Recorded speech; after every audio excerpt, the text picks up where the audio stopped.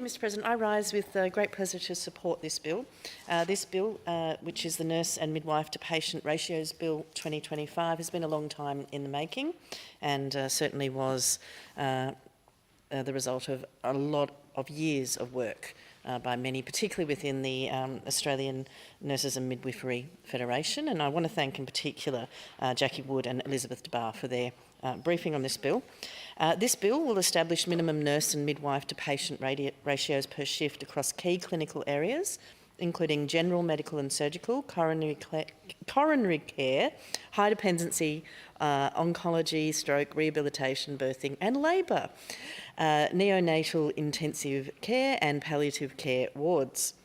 It will ensure that the appropriate minimum number of nurses and midwives are available on a shift-by-shift basis, enabling staff to meet patient care needs in a working environment that supports, of course, our dedicated nurses and midwives. And many times in this place, we extol the virtues of our nurses and midwives and how important they are to our health system and to our community and society. It's almost a no-brainer that we would ensure that they have the best workplace possible to provide us with the best care possible.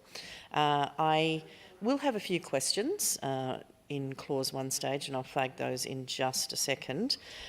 This bill will have a great outcome of better patient safety, increased quality of care, better nurse workload and job satisfaction, reduction in adverse events, and consistency across the various workplaces and facilities.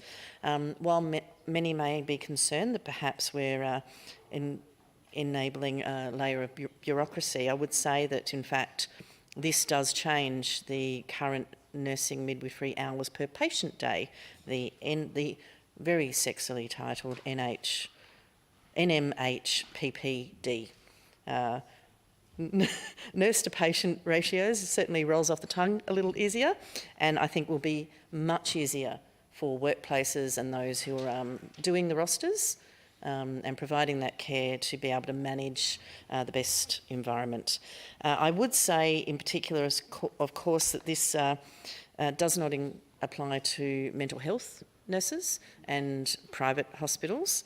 One of my questions is how smaller hospitals will be reviewed and what is the process for that in coming years and months, and I'm hoping that's more about a 6-month review rather than something that drags out to years. I was hoping, given the Honourable Laura Henderson was just in the chamber with a young stranger, to also raise the question while she was here, but didn't quite get there.